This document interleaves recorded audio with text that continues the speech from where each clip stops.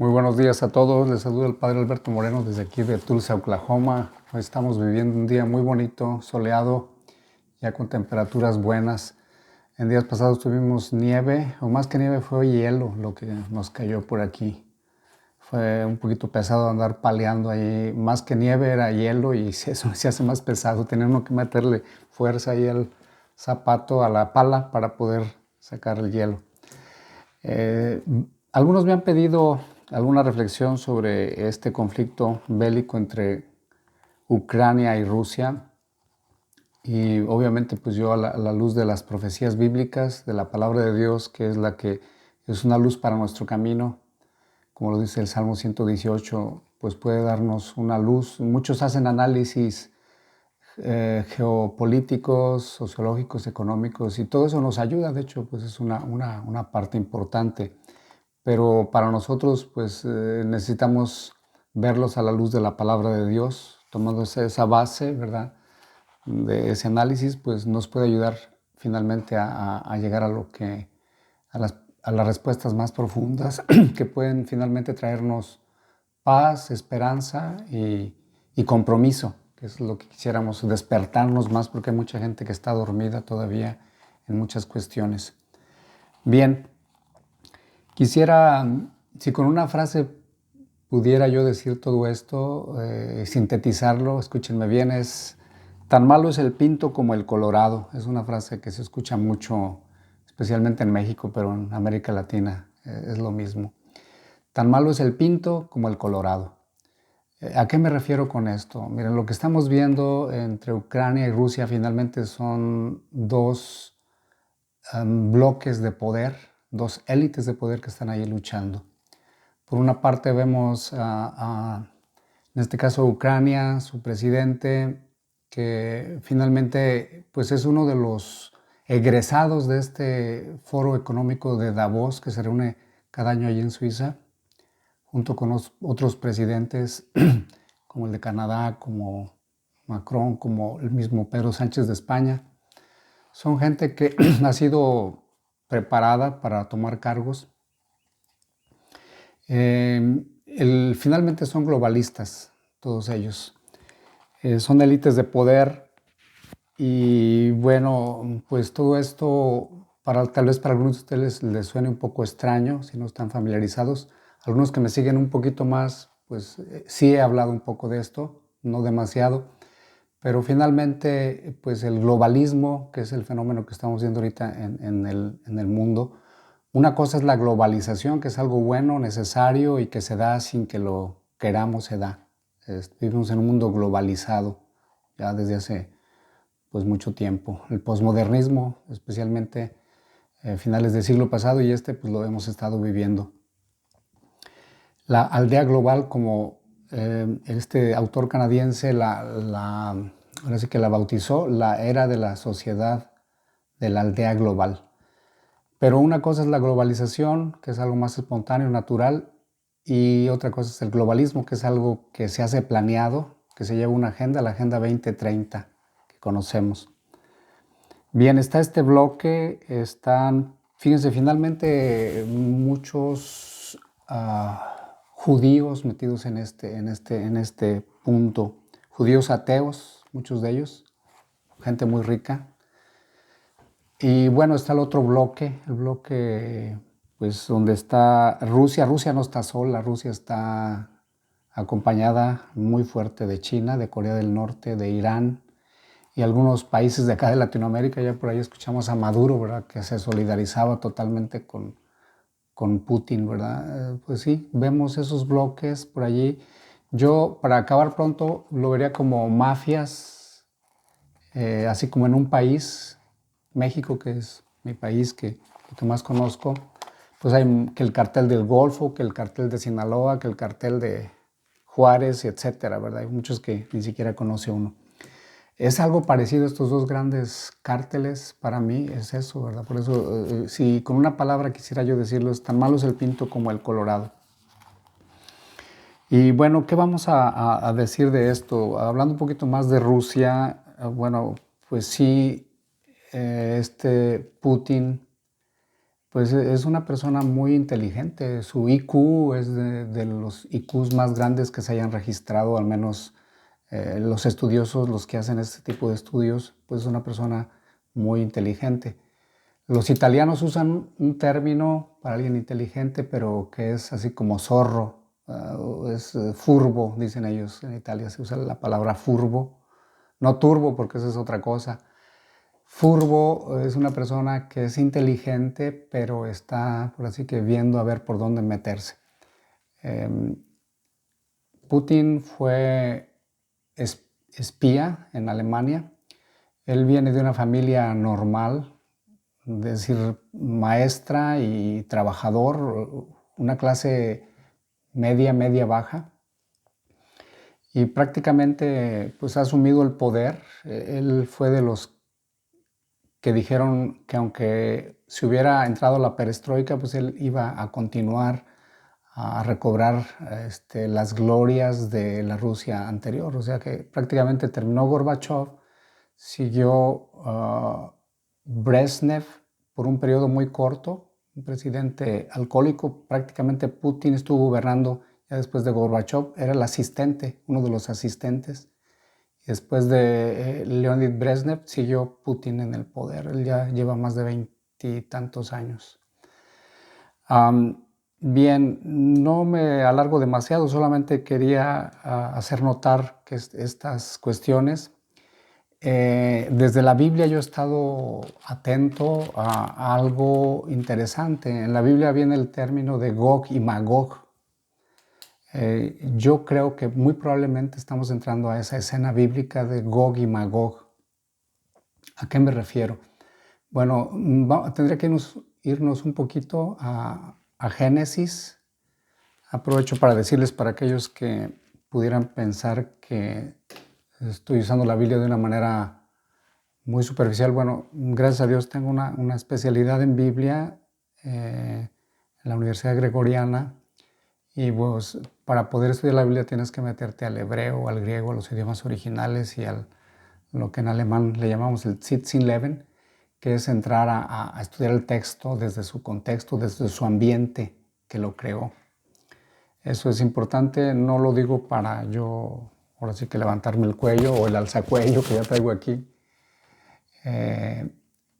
sino más bien como para poner un antecedente de que estamos hablando con cierta profundidad. Claro, y yo admito que hay gente con mucho más preparada que yo en todos los niveles que pudiera decirles mejores reflexiones, pero yo hago el intento de decir la mía. Bien, en el capítulo 10 de Génesis vemos a Noé. Noé tuvo 3 hijos, Sem, Cam y Jafet. Sem es el padre de los semitas, prácticamente es padre de los judíos, o mejor dicho, de los israelitas, de los árabes principalmente. Y bueno, está Cam, ¿verdad? De los camitas, nada que ver con las camitas de los niños, ¿verdad? Por supuesto. Ni Sem de los semitas, las semitas hondureñas o las semitas mexicanas, nada de eso. Bien, el tercer hijo es Jafet. De Jafet tiene varios hijos. Algunos de ellos nos parece entender que Nimrod, que es el que construye, el que dirige el proyecto de la Torre de Babel, que se va a ver enseguida en los capítulos siguientes, capítulo 11 para ser más exacto, tiene un orgullo, quiere ser más que Dios. O sea, eso de construir la torre y lo más alto es un signo de rebeldía. Yo creo que hoy estamos viendo una época muy parecida, elevar torres de Babel y hacer a Dios a un lado. De hecho, gran reset, gran reseteo que se quiere hacer, prácticamente es Cristo ya no cuenta, ya dejamos la etapa de Piscis y estamos entrando a otra etapa, la etapa de Acuario que se le llama. En todo esto hay grupos como la Cábala, que también está alineado a este grupo occidental, a este élite de poder. Como digo, son judíos no creyentes, la mayoría de ellos más bien son ateos, y yo me atrevería a decir, por lo que ellos mismos dicen, porque ellos no se esconden, luciferinos, muchos de ellos, ligados a la masonería y todo esto. Bien, Jafet pues tuvo estos hijos, Nimrod, pero también tiene un hijo que se llama Magog, los magogitas, ¿verdad?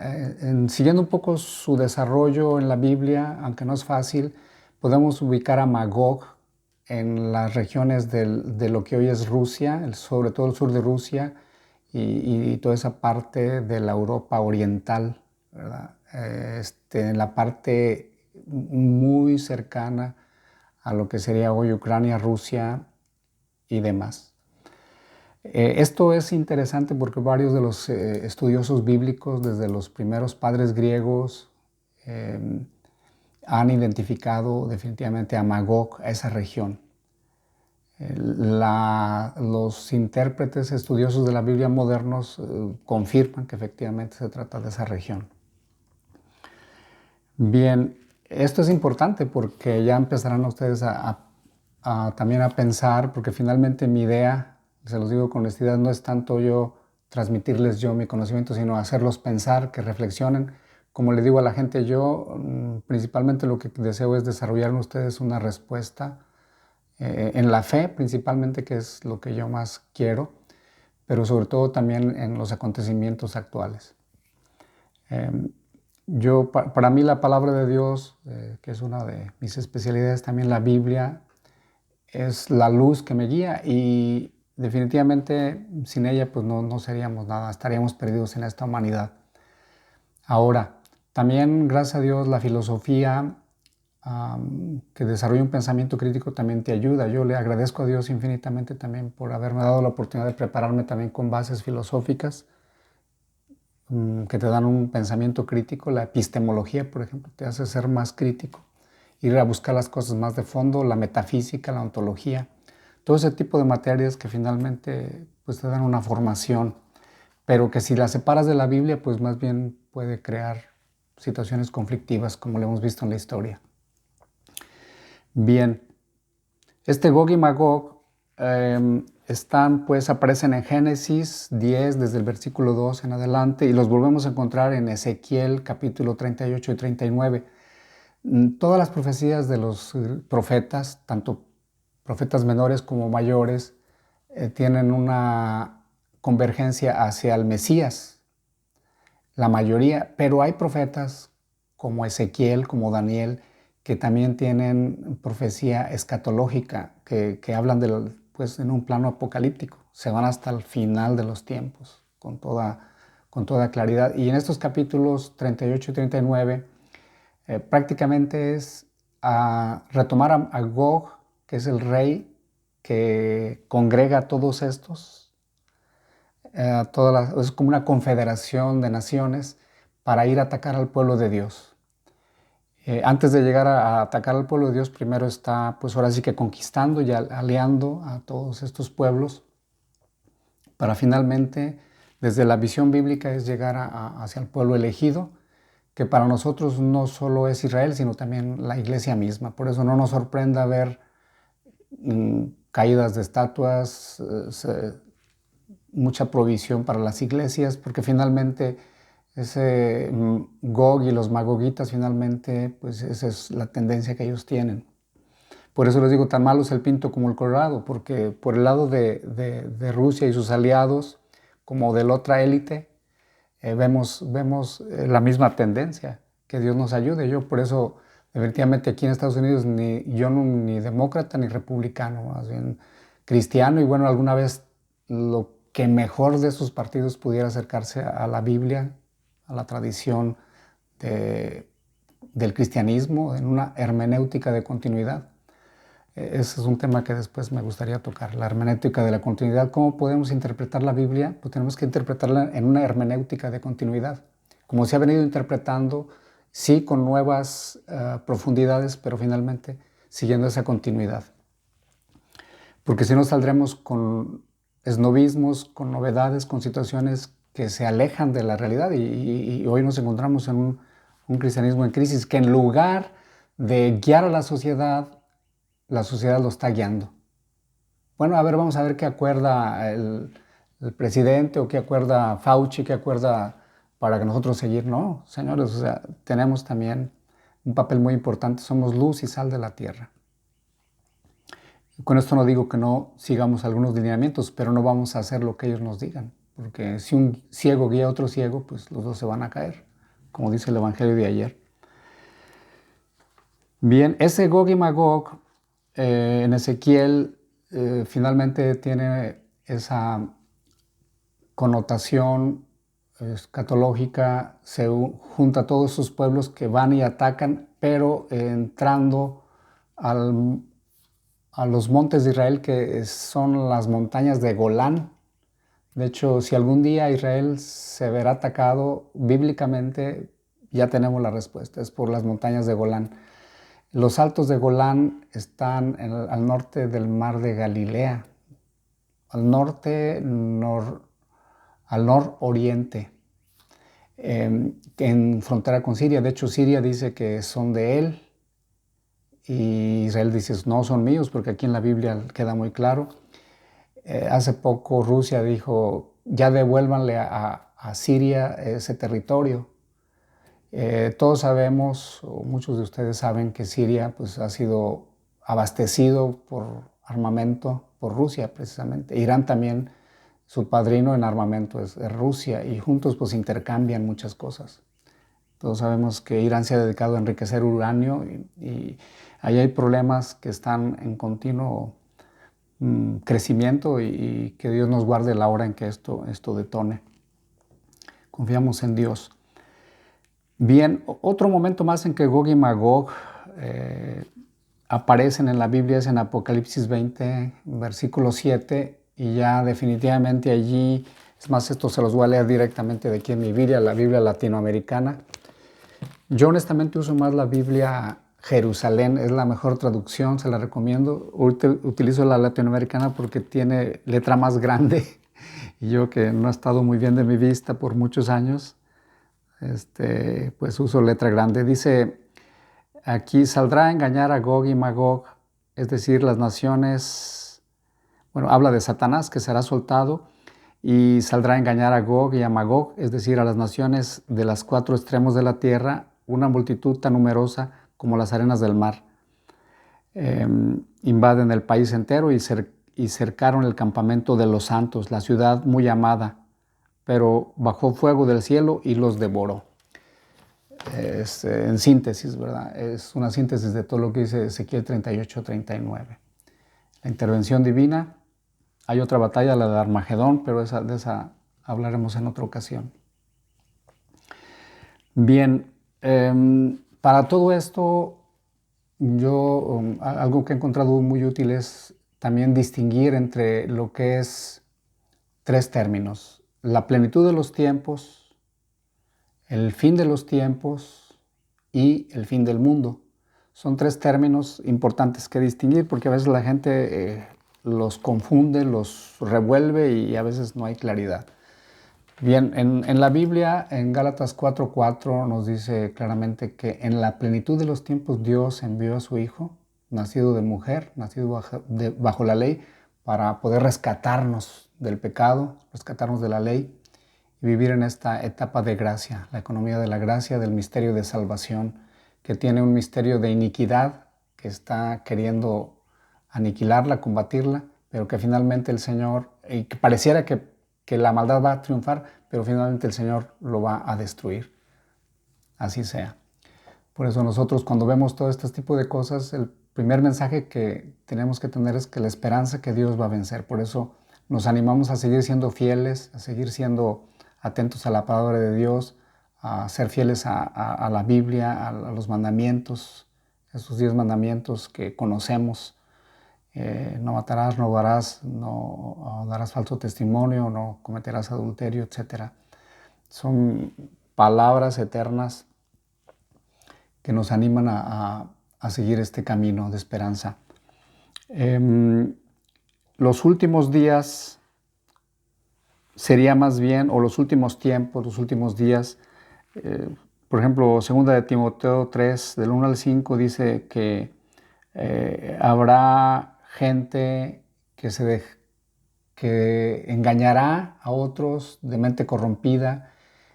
Mismo Timoteo también 1 Timoteo 4:1 hablará también de que serán renegados de la fe. Muchos de esta gente va a ser gente que estuvo metida en la iglesia, en las cosas de Dios, pero renegarán, será la apostasía. De hecho, hoy vemos muchos signos de apostasía. Yo voy a decirlo abiertamente, ¿verdad? Yo, por ejemplo, esto de la Pachamama, yo mi tesis doctoral que estoy, pues prácticamente ya la terminé, ya estoy esperando nomás defenderla, que será el día 23 de marzo, y les pido una oración para los que quieran orar por mí, o al menos mándenme, así que buenos deseos. Esa situación es importante tenerla en cuenta porque la Pachamama ha revivido su veneración y en algunos casos no solo veneración, sino adoración, postración total. La postración en el suelo que se hizo en los jardines vaticanos a esta divinidad para mí es algo muy pues, sintomático. Nos vendrán, y ya están con ello, también con esto del calentamiento global, como una manera también de tenernos sometidos de alguna manera. Esta veneración y super aplicación a lo que es el cuidado del ambiente, pues es algo que siendo bueno, pues se hace sabiendo que la gente está a favor de ello, se explota esta situación para hacernos entrar en cosas que no se deberían. Hay otros signos de apostasía muy claros. Muchas de las iglesias, pues a veces nos creemos más sabios que Dios, a veces pensamos que sabemos más que Él y que podemos cambiar la Biblia y que hay ciertos textos bíblicos que podemos hacerlos a un lado porque nos estorban, porque no estuvieron bien escritos, porque a lo mejor se equivocaron. Y bueno, entonces ¿a quién le vamos a hacer caso, verdad? El cielo y la tierra pasarán, pero las palabras de Dios no van a pasar. Eso que nos quede claro.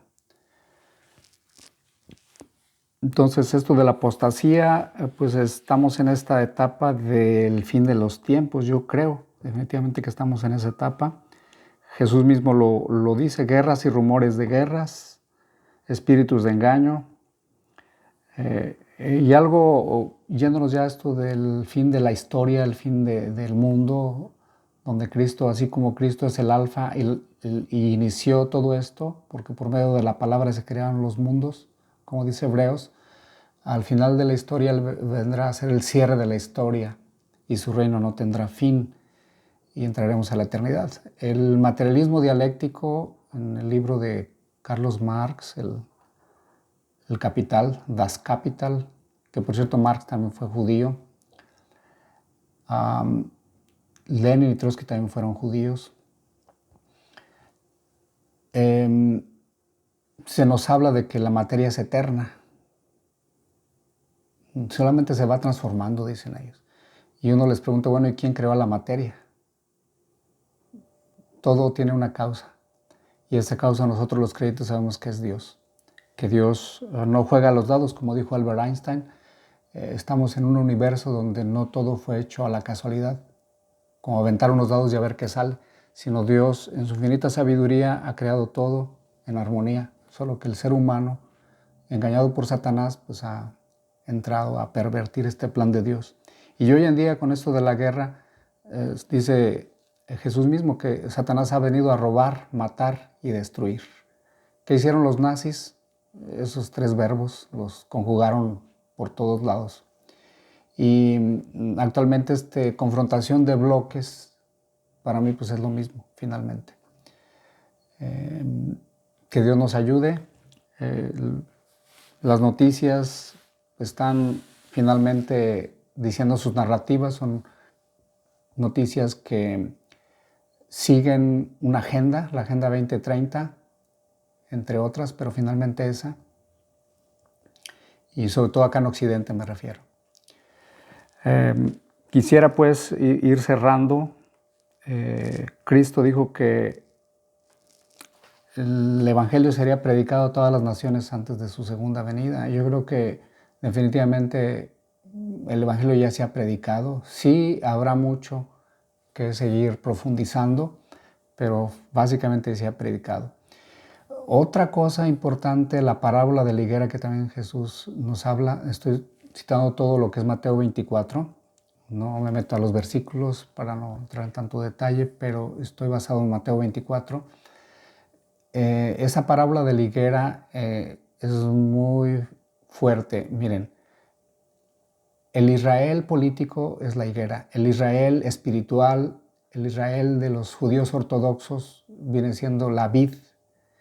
Esto es bien importante. Yo soy la vid y ustedes son los sarmientos, que finalmente pues será la iglesia, el nuevo pueblo de Dios, o el pueblo de Dios que finalmente comprende a los judíos y a los gentiles, o en este caso a nosotros. Y a toda la gente de buena voluntad, como dice San Pablo en Romanos capítulo 1, ¿verdad? Que los que siguen la ley natural, pues finalmente pues serán redimidos también. Tenía una alumna en la Universidad de Monterrey que me decía, ella era bien evangélica, así de esas de hueso colorado, decía, no, dice, no se van a salvar la gente que no recibió a Cristo. Y luego, ¿cómo le van a hacer los pigmeos o la gente allá de esos lugares? No, dice, esos no se van a salvar. Le digo, bueno, si conoces bien la Biblia, se habla de la ley natural.